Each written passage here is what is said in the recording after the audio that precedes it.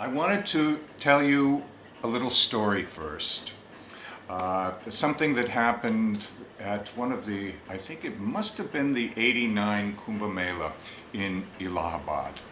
And if any of you have looked at any of the even recent Kumbh Mela videos, the Dhuni situation with the sacred fire and so forth at the front of Juna Akhada, that was identical in 1989.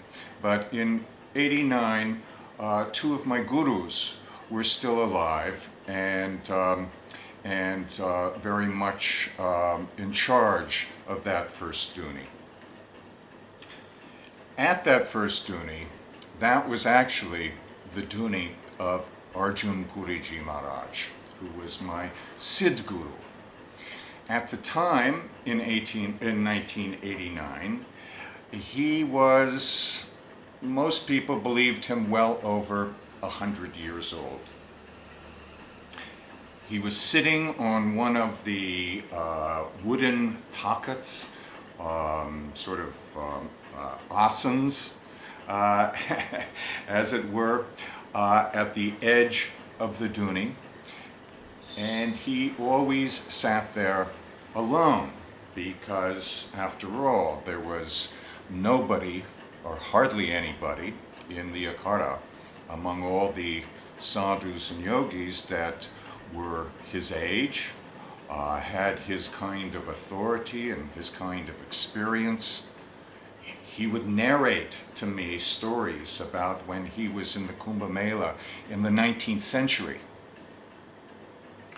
So, when one day there was a big commotion around the Dhuni, and many sadhus from all over the Akhada were coming to the Dhuni, there was somebody else that was sitting with him up on this takat. And this was very surprising to me, so I strained my eyes and tried to see who it was, but I couldn't see well because there were so many of the sadhus and yogis of the Akhada coming for his darshan, wanting to touch his feet and give him dakshina. So I also got in this rather unwieldy queue of hundreds of sadhus to also touch his feet and give him some dakshina. This is a privilege to be able to give a great yogi dakshina. I noticed that the sadhus returning from honoring this yogi had a wild look in their face, as if they were getting some sort of shaktipat or some sort of energy from this yogi, and I became even more curious. As I got closer, I began to see his face. His face was not overly wrinkled, but there was a look in his eyes that spoke of his age. It was a look to me of having seen a lot, having experienced more than most people. It was a look, I don't know if I would describe it as wisdom, but it was certainly a look of serious experience.